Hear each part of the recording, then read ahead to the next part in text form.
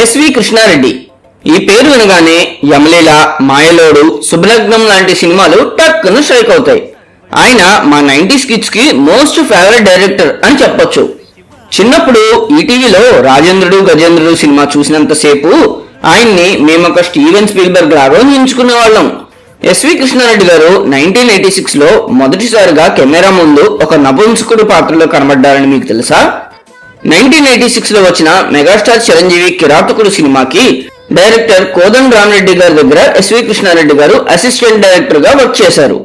ఒక రోజు షూటింగ్ కి ఒక క్రూషియల్ రోల్ కి రావాల్సిన జూనియర్ ఆర్టిస్ట్ కి యాక్సిడెంట్ అవ్వడంతో అతను షూట్ కి రాలేదంట.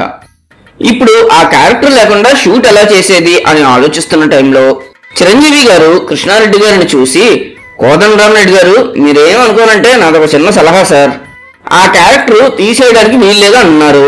కానీ అతను రాలేని పరిస్థితిలో ఉన్నాడు, మనమేమో షూట్ ఆపలేం కాబట్టి మీ అసిస్టెంట్ సన్నగా ఆ క్యారెక్టర్ కి సూట్ అయ్యేలాగానే ఉన్నాడు కాబట్టి ఆ రోల్ ఏదో ఇంత లాగించేయండి సార్ అని చెప్పేసరికి ఎస్వి కృష్ణారెడ్డి గారు టక్కున మేకప్ వేసుకొచ్చి నేను రెడీ సార్ అనడంతో ఆయన కిరాతకుడు సినిమాలో ఆ కామియో రోల్ చేశారని ఓ ఇంటర్వ్యూలో కోదండ రామరెడ్డి గారు చెప్పారు.